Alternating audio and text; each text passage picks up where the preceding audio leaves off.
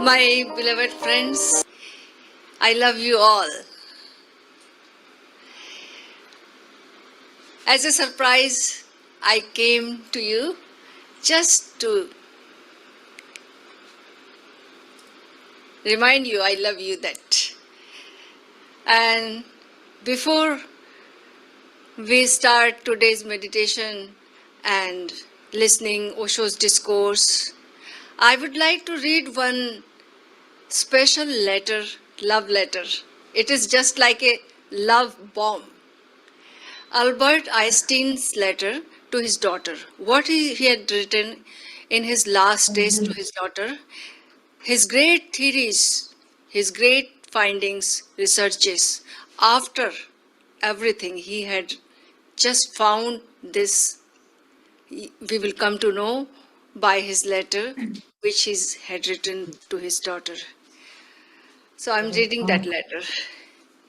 There is an extremely powerful force that so far science has not found a formal explanation to. It is a force that includes and governs all others. And it is even behind any phenomenon operating in the universe.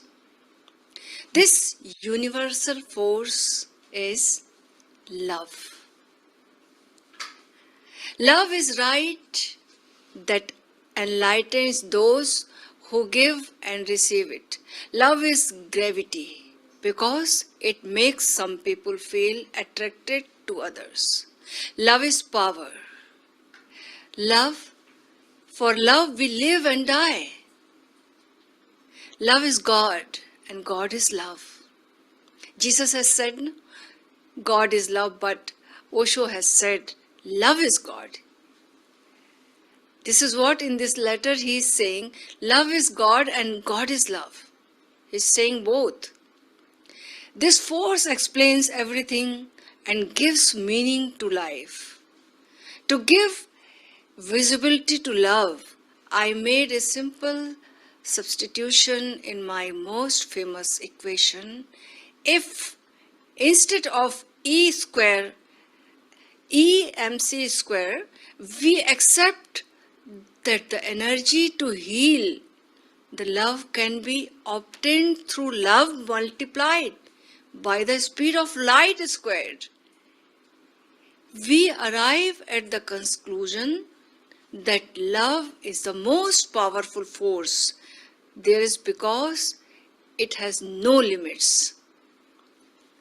After the failure of humanity in the use and control of others' force of the universe that have turned against us,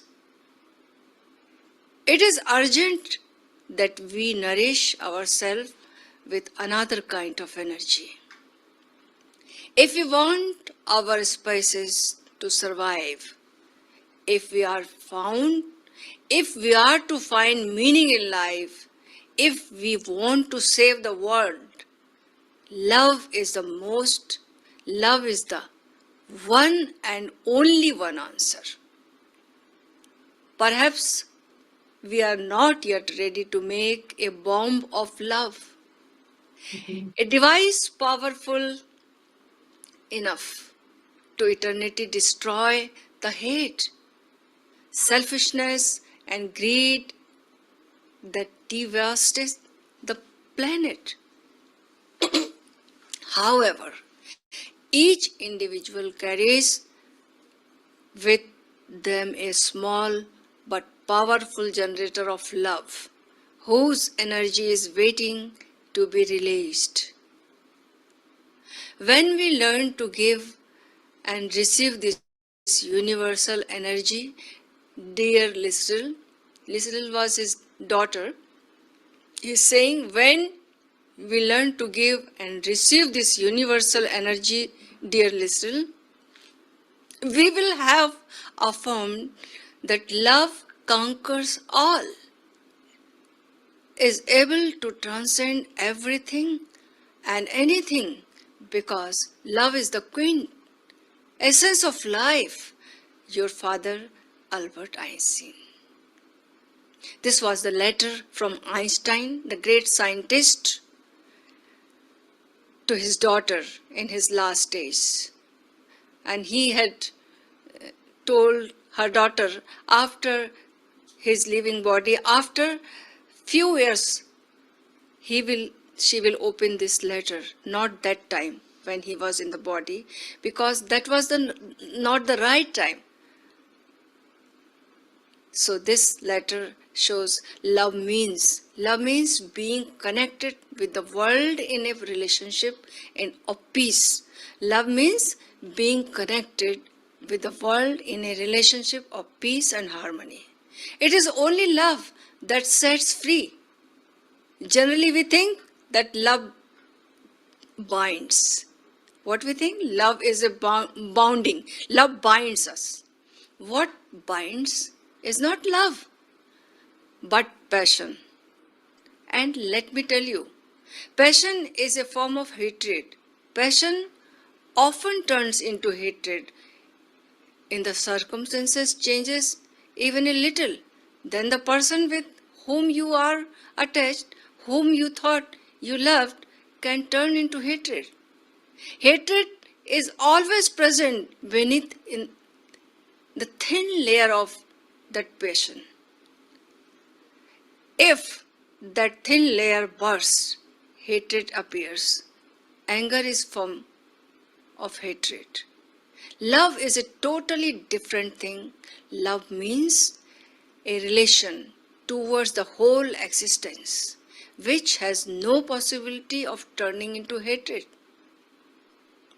There is a beautiful story, Gautam Buddha's life. One morning, an angry person came and spat on Gautam Buddha. Buddha wiped the spit. He wiped the spit with his sheet and said to the man, "Do you have anything else to say?" The person said, "Do you think I have said something by spitting?" Buddha said, "Surely you have said something. Perhaps you were so angry that you were unable to put that anger into words. So you spit it out. Something else to say?" That person must have been shocked. Returned quietly that day. Next day, he came to Buddha to ask for forgiveness. Buddha said, "Why do you ask for forgiveness?" He said, "Because I have always received your love and you won't love me anymore." Buddha started laughing and said, "Do you think I loved you because you did not spit on me?" Remember, love that has reason and a condition can turn into hatred any day. That love which has reason, I will call it raga. The love which is without reason is only love. There is no condition behind it. So Buddha told him that I will love you still because I am compelled to love. I can't do anything else. Don't think that I loved you because of you. I am compelled to love. There is no way to do anything else. You cannot change in my love. You cannot change my love. Why? Because I didn't love you for any of your reasons. Love for me is like the light falling from a lamp. It doesn't matter whether an enemy passes nearby or a friend passes. It doesn't matter whether a good person emerges or a bad person emerges. And even if no one comes out and the room is deserted, the light of the lamp still falls. Such a person becomes free from conflict towards the world. And in a person who is free from conflict towards the world, all the conflicts in the mind start diminishing within him. The smoke that is produced starts disappearing. The great spiritual teachers of the world have spoken about love, non-violence, compassion, or kindness. We should not think that these are words of social morality. All those are central parts of spirituality. Apart from love, no human being can create such a state within that he becomes capable of knowing God. That is why Christ has said that if someone asks me emphatically, how should I define God? So I would say love is God. This is little formula is very valuable. This little formula is valuable. If someone emphatically asks Mahavir, what is religion? So Mahavira says, non-violence is religion. Jesus is saying, God is love. And Mahavira is saying, non-violence is religion. If someone had asked Buddha, what is religion? So Buddha used to say that friendship is religion, Maitri, friendship is religion. Friendship, non-violence or love, all are synonymous. There is no difference between them. The person who wants to experience God must first climb the ladder of love within himself. God will be experienced not through logic, but through this development of love. It will come in experience not through thoughts, but through love. Raga, attachment, exploits. These are the symptoms of raga. Exploits the other person. Love knows how to give. For anything is emperor. The one who does not ask for anything is an emperor. And whosoever asks for anything, the very demand makes him a beggar. So, everybody wants to be emperor because this is our true nature. Everybody is emperor. And we have forgotten and became beggar. We are asking the love from others. We have forgotten that love is to be given, is to be sharing, not to get, not to demand from anyone. You just give and you will find from all over the existence, love is showering on you and it is unconditional. Whosoever is asking, demanding, will go beggar. So this is the journey, beggar to emperor.